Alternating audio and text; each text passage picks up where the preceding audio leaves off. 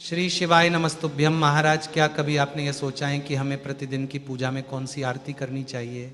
देखिए, जो भी माताएं बहनें प्रतिदिन भगवान का पूजन करती हैं, उनके मन में ये प्रश्न ज़रूर आया होगा कि हमें रोज की पूजा में कौन सी आरती करना चाहिए, कौन सी ऐसी आरती गानी चाहिए जिससे कि भगवान हमारी पूजा को स्वीकार करें, और पूजा करते समय हमें किन नियमों का पालन करना चाहिए।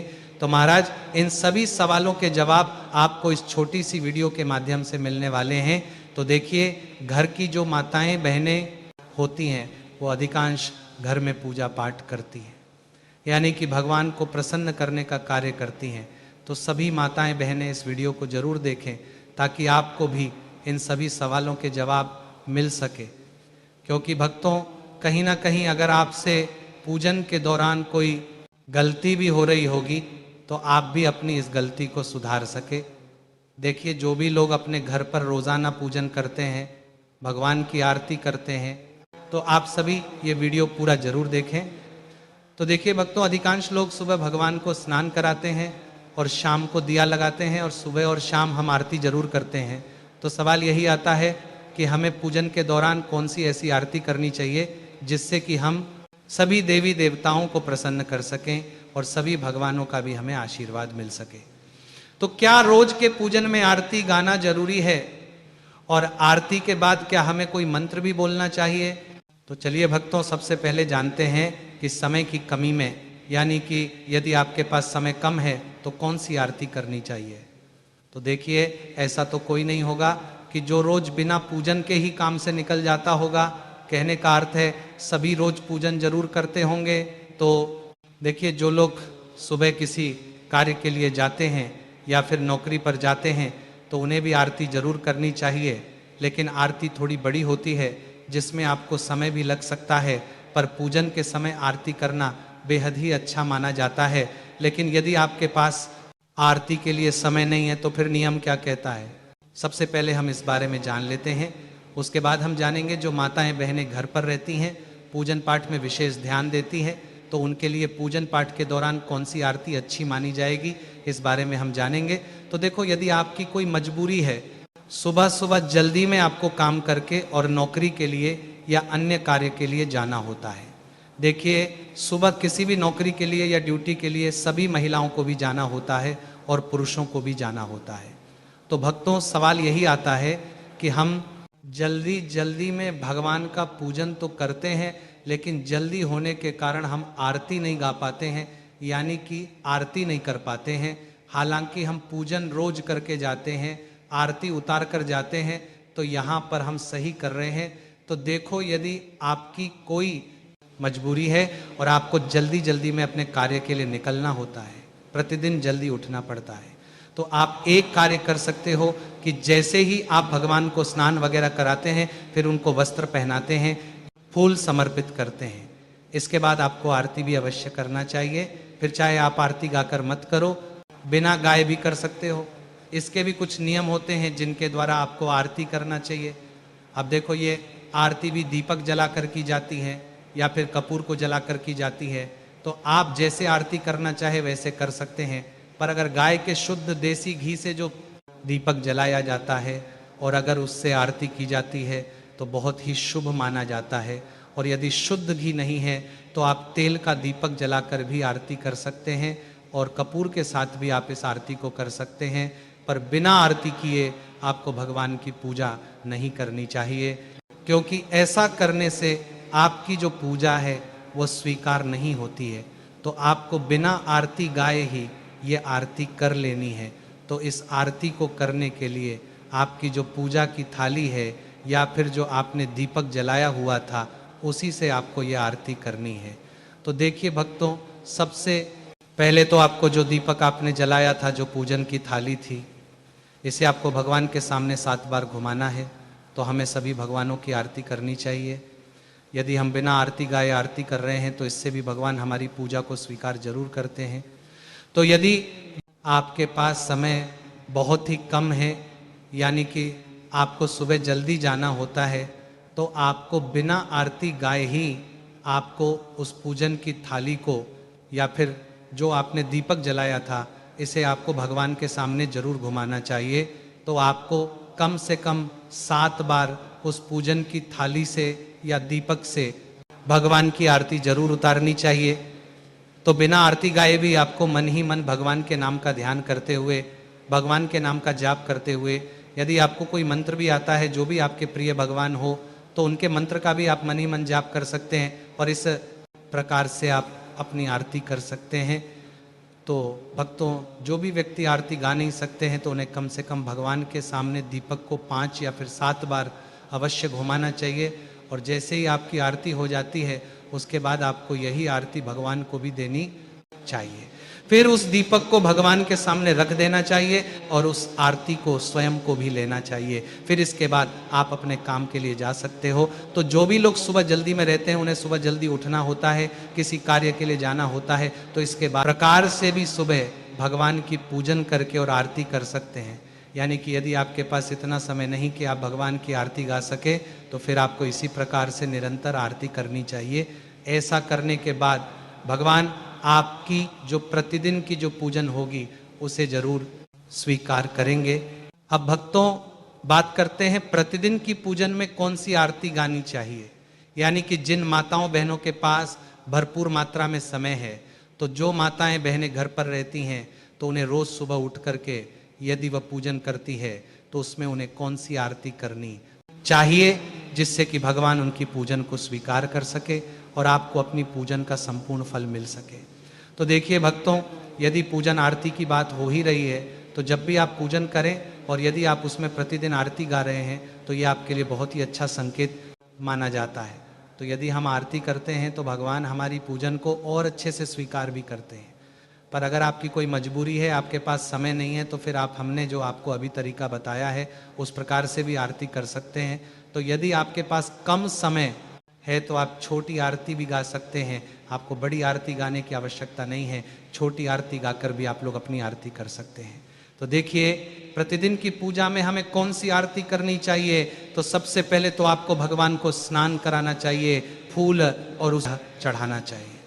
फिर उसके बाद आरती गाए, जिससे कि भगवान हमसे प्रसन्न हो सके।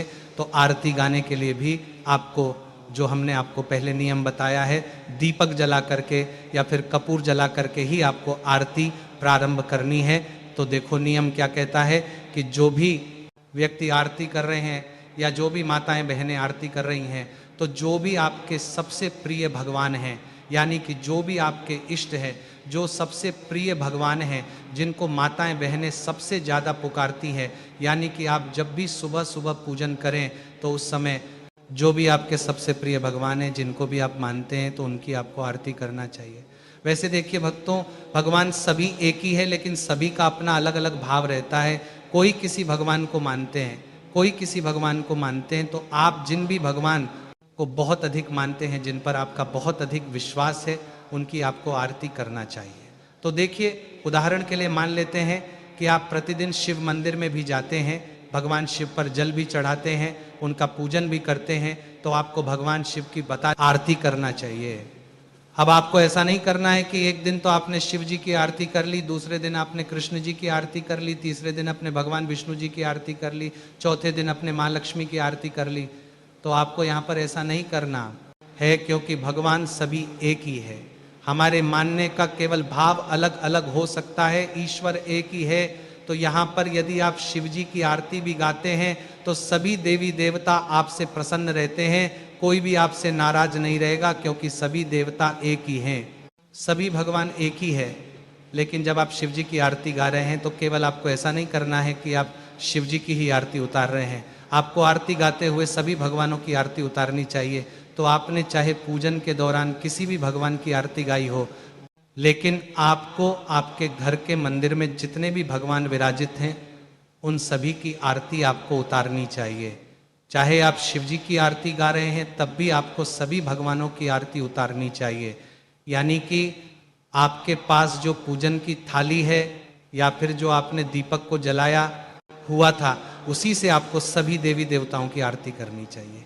अब भक्तों, अगर आप ये पूछना चाहते हैं कि गुरुजी हमें प्रतिदिन की पूजन में ऐसी कौन सी आरती करनी है जिससे कि उस आरती में सभी भगवानों का नाम आ जाए, सभी भगवान हमसे प्रसन्न हो जाए, क्योंकि कुछ लोग कहते हैं और कुछ लोगों के मन में रहता है कि नहीं, हमें सभी भगवानों की आरती करना है, तो उस जगह पर आप ओम जय जगदीश हरे जो आरती होती है, अगर आप इस आरती को प्रतिदिन की पूजन आरती में गाते हैं और इस आरती के जरिए से आप लोग भगवान की पूजन आरती करते हैं, तो इस आरती में सभी भगवानों का यहाँ पर नाम आ जाता है और सभी भगवान इस आरती से यहाँ पर आपके प्रसन्न हो जाते हैं।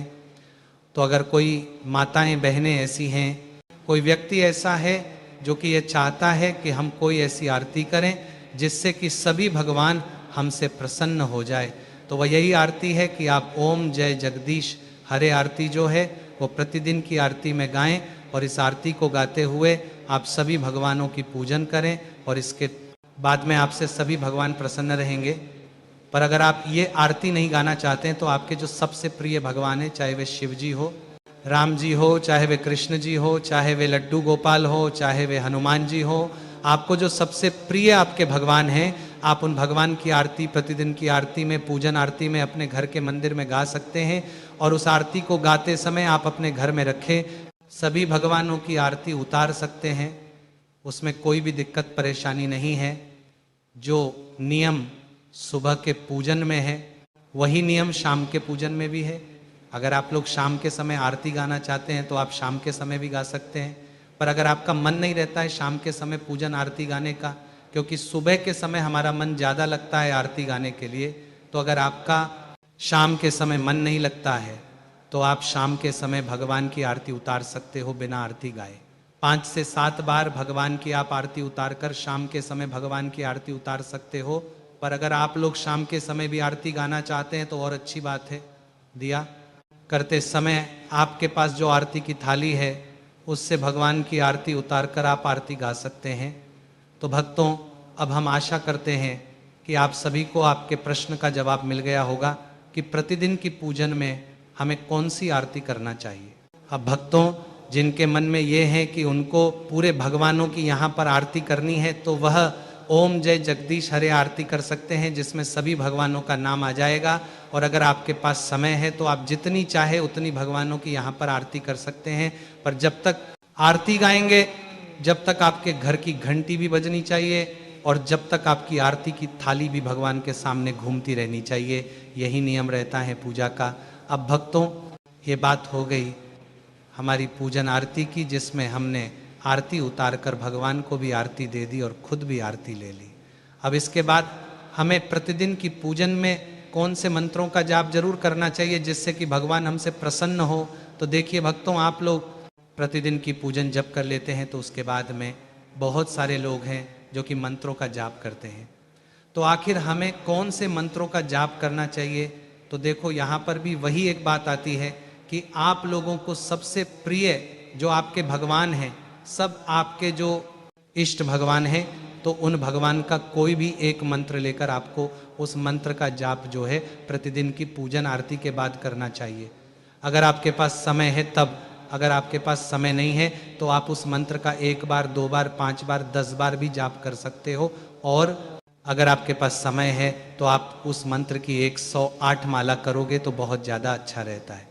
तो भक्तों, हमें उसकी 108 माला ही यहाँ पर करनी होती है। जैसा कि उदाहरण के लिए हमें भगवान शिव जी बहुत प्रिय हैं, हम भगवान शिव जी को बहुत मानते हैं, तो हम ओम नमः शिवाय का जाप यहाँ पर कर सकते हैं या भगवान शिव जी के कोई भी एक मंत्र का जाप कर सकते हैं। हमें भगवान कृष्ण जी ज़्यादा पसंद है तो हम उनके कोई एक मंत्र का जाप कर सकते हैं। प्रतिदिन मंत्र एक ही होना चाहिए, मंत्र आपको बदलना नहीं चाहिए। तो पूजन आरती करने के बाद जो है मंत्रों का जाप भी आप लोग कर सकते हैं। बस जो भगवान आपको सबसे ज़्यादा प्रिय हैं आप उन भगवान के मंत्रों का जाप कर सकते हैं। तो भक्तों, यदि वीडियो से जुड़ी जानकारी आपको पसंद आई हो तो वीडियो को लाइक करें और चैनल को सब्सक्राइब करें और कमेंट में ये ज़रूर बताएं कि आप ये वीडियो कहाँ से देख रहे हैं। धन्यवाद।